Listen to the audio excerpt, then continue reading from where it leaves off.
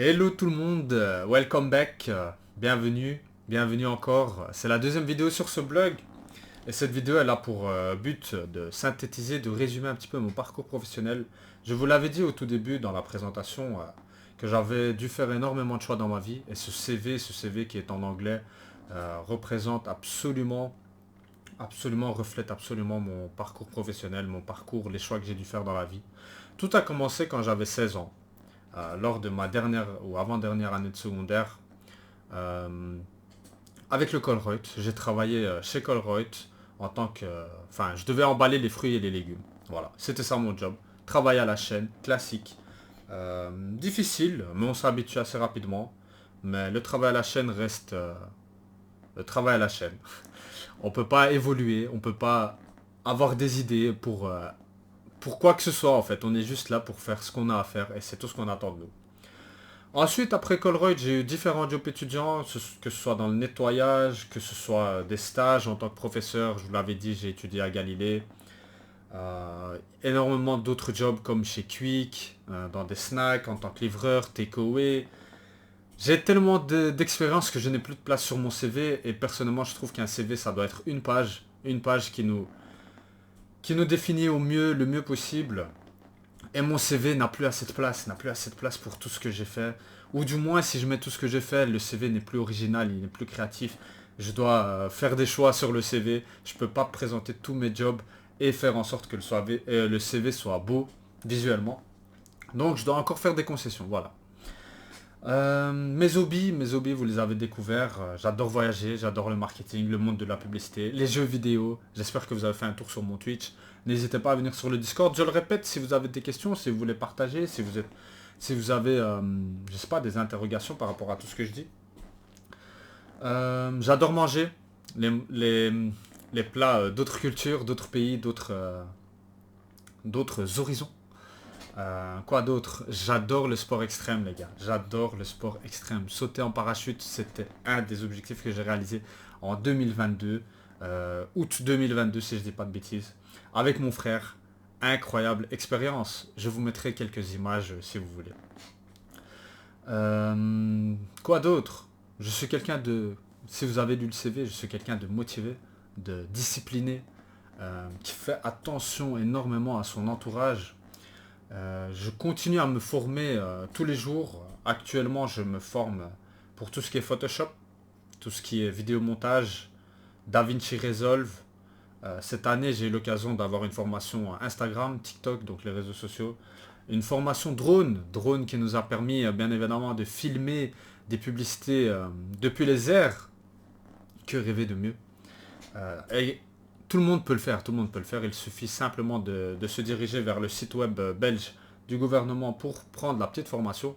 Et on peut à tout moment piloter des drones de moins de 250 grammes. Petite information que je glisse également. Mes objectifs futurs, mes ambitions, j'en ai plusieurs. Mon cerveau fuse d'idées, vous le savez, je vous l'ai déjà dit. La première idée, ce serait la plus classique, combiner mon bachelier de marketeur dans une entreprise de marketing, bien évidemment, que ce soit de publicité en tant que créa, que ce soit la personne qui gère le budget pour la publicité. Enfin, moi, mon objectif, ce serait de devenir créa dans une entreprise de publicité. J'ai oublié leur nom, il y en avait une l'année passée, nous sommes allés la visiter. À Tour et Taxi, il y en a une qui est très intéressante, qui match énormément avec mes ambitions. Deuxième objectif, tout simplement lancer ma propre entreprise. Vous savez, j'ai beaucoup d'idées veut dire entrepreneur obligé obligatoirement parce que avoir beaucoup d'idées et les proposer à une entreprise, ça ne passe pas toujours, donc on est restreint. Pour ne pas être restreint, il faut avoir sa propre entreprise, être entrepreneur. Ça, je l'ai également dans mon CV, je l'ai également mis. J'ai travaillé en tant qu'étudiant indépendant pour la société Orange. Je devais trouver des clients pour eux, faire en sorte de les attirer, de les faire signer des nouveaux contrats. L'indépendance, l'entrepreneuriat, j'ai déjà goûté. J'ai envie d'y goûter encore une fois avec ma propre société. J'ai envie de me former dans différents domaines, que ce soit dans le digital ou dans le manuel. J'adore la coiffure. J'aimerais également prendre une formation de coiffeur et peut-être, qui sait, un jour ouvrir ma propre entreprise, mon propre barbershop, à ma sauce, à mon goût. J'ai plusieurs idées par rapport à ça. Bien évidemment, quand on ouvre une entreprise, on a des responsabilités écologiques, trouver des solutions, comment faire en sorte que notre empreinte n'empire pas déjà la situation dans laquelle nous sommes. D'ailleurs, cela est une très bonne introduction pour la troisième partie de ce blog, la partie éthique, où nous allons parler de la FIFA, mais l'analyse que nous allons faire de l'entreprise, enfin de la Football International Federation, et le A, j'oublie toujours, j'oublie toujours le A de la FIFA. Nous allons analyser un petit peu la FIFA, la Coupe du Monde, tout le reste du monde sportif.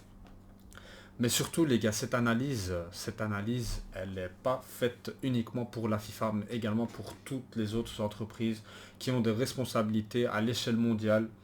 Et on doit également se poser des questions à l'échelle individuelle, à l'échelle non pas mondiale, mais individuelle. On a tous des responsabilités, que ce soit écologique, de consommateurs, de recycleurs.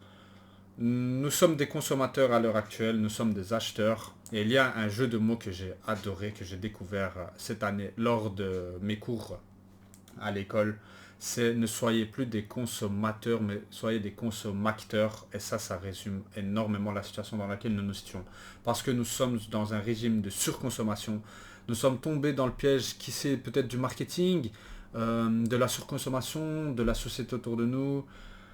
Enfin, en tout cas, on est dans la surconsommation, quoi qu'il arrive, il faut faire des choix, il faut penser à notre avenir. Et la troisième partie de ce blog se consacrera sur ça, à se poser des questions autour de nous. Certes, il y a des choses que nous pouvons pas changer.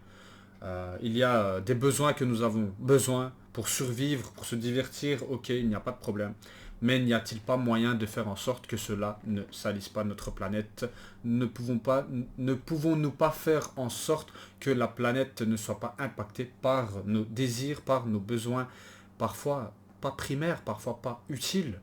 On en a tous des besoins, bien évidemment, mais posons-nous la question, comment faire en sorte que nos besoins ne détruisent pas notre propre planète? Et ce sera la troisième partie de ce blog. Cliquez sur le bouton ici, à droite, à gauche, je ne sais pas encore, en haut, en bas. Cliquez sur le bouton et dirigez-vous tout de suite vers la troisième partie. L'analyse de la FIFA, l'analyse réflexive, l'analyse personnelle, car on doit tous en faire une, bien évidemment, avant de pouvoir faire quoi que ce soit, avant de pouvoir faire évoluer les choses.